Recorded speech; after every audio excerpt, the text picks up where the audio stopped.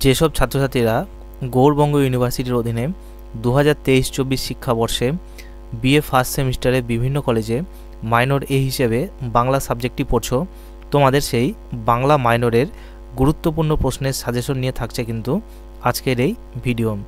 এই ভিডিওতে আমি তোমাদের বাংলা মাইনর পেপারের প্রতিটি অধ্যায়ের আলাদা আলাদা অধ্যায়ভিত্তিক প্রশ্নের সাজেশন তোমাদের সামনে উপস্থাপন করব। আর এই সাজেশনগুলি অনুসরণ করতে পারলেই তোমরা পরীক্ষায় সমস্ত প্রশ্নগুলি কমন পেয়ে যাবে। তাই ভিডিওটি তোমরা প্রথম থেকে শেষ পর্যন্ত খুব মনোযোগ সহকারে দেখবে, নইলে কোনো গুরুত্বপূর্ণ আলোচনা তোমার মিস হয়ে যেতে পারে।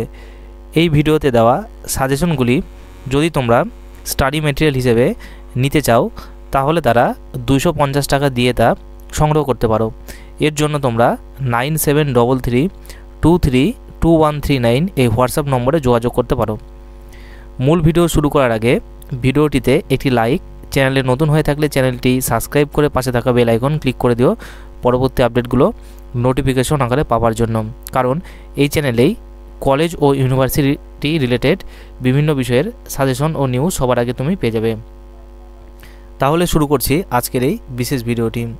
তোমাদের বাংলা মাইনর পেপারের ফাইনাল রিটেন এক্সামটি হবে মোট 40 নম্বরের মধ্যে এবং সময় থাকবে 2 ঘন্টা। তোমাদের বাংলা মাইনর পেপারের সিলেবাসটির নাম বাংলা সাহিত্যের ইতিহাস ও সাহিত্য পাঠ। এখানে মোট 4টি অধ্যায় তোমাদের পড়তে হবে, আর প্রতিটি অধ্যায় থেকে একটি করে মোট 4টি প্রশ্নের উত্তর তোমায় পরীক্ষায় লিখতে হবে। আর প্রতিটি প্রশ্নের সঙ্গে তুমি অথবা যুক্ত অন্য প্রশ্ন পেয়ে যাবে। আর এখানে প্রতিটি প্রশ্নের মান হচ্ছে 10 নম্বর করে। এখানে কিন্তু কোনো ছোট প্রশ্ন হয় না। প্রথমে আমরা দেখে নেব তোমাদের যে একক 1 অর্থাৎ প্রাচীন যুগ ও মধ্যযুগ এই অধ্যায়টি যে রয়েছে সেই অধ্যায়ের কিছু গুরুত্বপূর্ণ প্রশ্ন। প্রথম প্রশ্ন হচ্ছে, চর্যাপদের পুঁথি কে কবে কোথা থেকে আবিষ্কার করেন? চর্যাপদের পদকর্তা কয়জন? চর্যাপদের সাহিত্যমূল্য নিরূপণ করে বাংলা সাহিত্যের ইতিহাসে এর গুরুত্ব সম্পর্কে লেখো। এই প্রশ্নটি কিন্তু ভীষণ গুরুত্বপূর্ণ। এর পরের প্রশ্ন রয়েছে, চর্যাপদের মধ্যে নিহিত সমাজ ভাবনার পরিচয় দাও। এর পরবর্তী প্রশ্ন হচ্ছে, শ্রীকৃষ্ণ কীর্তন কাব্যটি কে কবে কোথা থেকে আবিষ্কার করেন? কাব্যটি কার রচনা? শ্রীকৃষ্ণ কীর্তন কাব্যের খণ্ড কয়টি ও কী কী?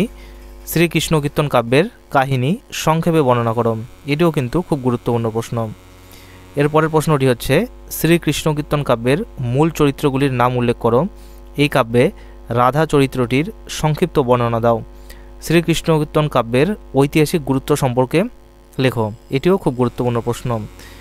এরপরে তোমাদের যে দ্বিতীয় অধ্যায় রয়েছে সেই দ্বিতীয় অধ্যায়ের কিছু গুরুত্বপূর্ণ প্রশ্ন তোমরা দেখে নাও।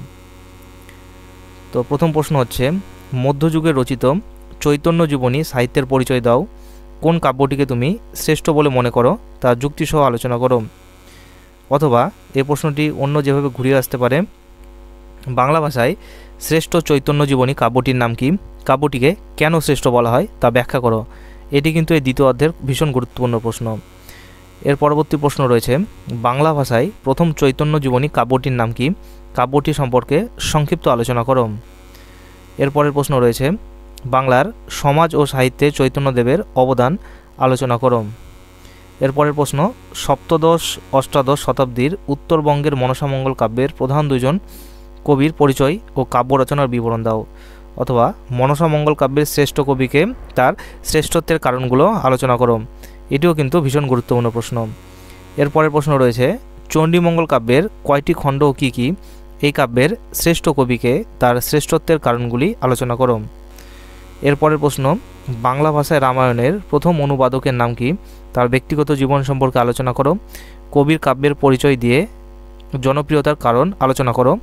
অথবা রামায়ণের অনুবাদক হিসেবে কবি কৃত্তিবাস ওঝার কবিগীতির পরিচয় দাও। এটিও কিন্তু খুব ভীষণ গুরুত্বপূর্ণ এই অধ্যায়ের।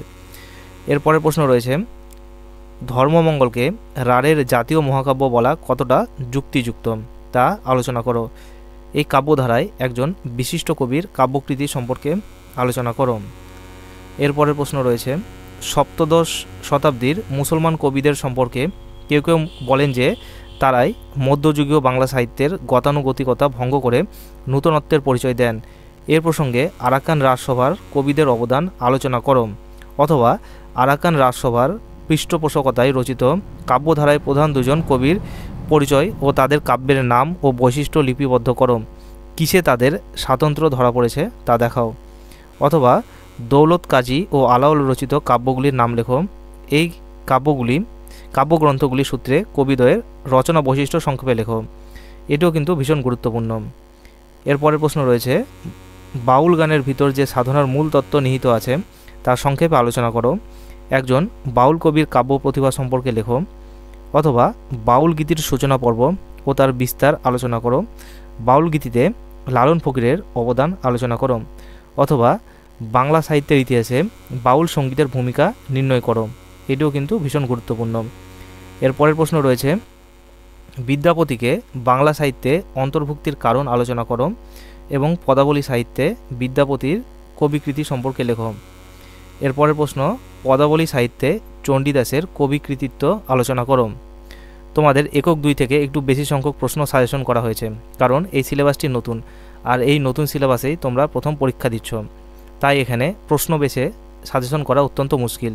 তবুও যেগুলো গুরুত্বপূর্ণ প্রশ্ন সেগুলো কিন্তু তোমাদের সামনে আমি তুলে ধরলাম। আর যে প্রশ্নগুলোতে বেশি স্টার মার্ক দেওয়া রয়েছে সেই প্রশ্নগুলি তোমরা আগে রেডি করবে কিন্তু। এরপর আমরা দেখে নেব একক 3 অর্থাৎ আধুনিক যুগ এই অধ্যায়ের কিছু গুরুত্বপূর্ণ প্রশ্ন। প্রথম প্রশ্ন দেওয়া রয়েছে, বাংলা গদ্য সাহিত্যের বিকাশে রাজা রামমোহন রায়ের অবদান সম্পর্কে লেখো। এটি কিন্তু খুব ভীষণ গুরুত্বপূর্ণ এই অধ্যায়ের প্রশ্ন। এরপরের প্রশ্ন রয়েছে, বাংলা গদ্য সাহিত্যের বিকাশে ঈশ্বরচন্দ্র বিদ্যাসাগরের অবদান সম্পর্কে লেখো।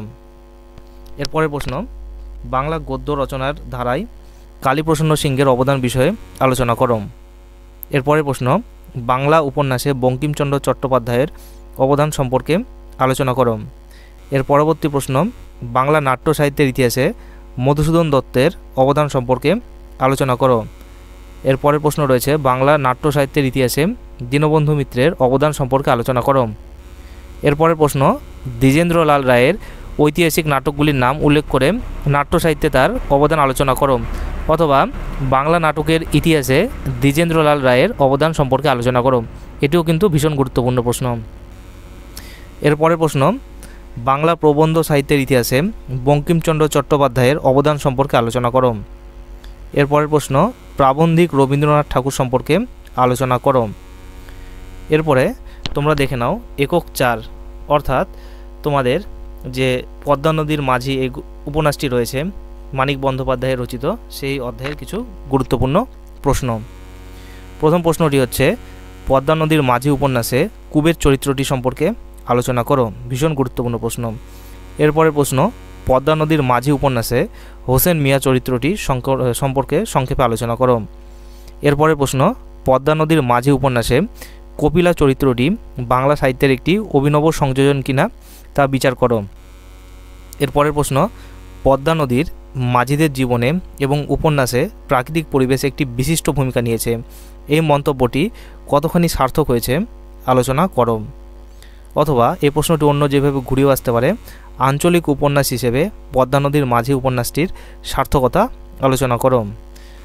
এরপরের প্রশ্নটি রয়েছে, এটি হলো এই অধ্যায়ের সর্বশেষ প্রশ্ন, পদ্মা নদীর মাঝি উপন্যাসের নামকরণের সার্থকতা বিচার করো। তাহলে এই ছিল তোমাদের বিএ ফার্স্ট সেমিস্টারের বাংলা মাইনর পেপারের সম্পূর্ণ সাজেশন।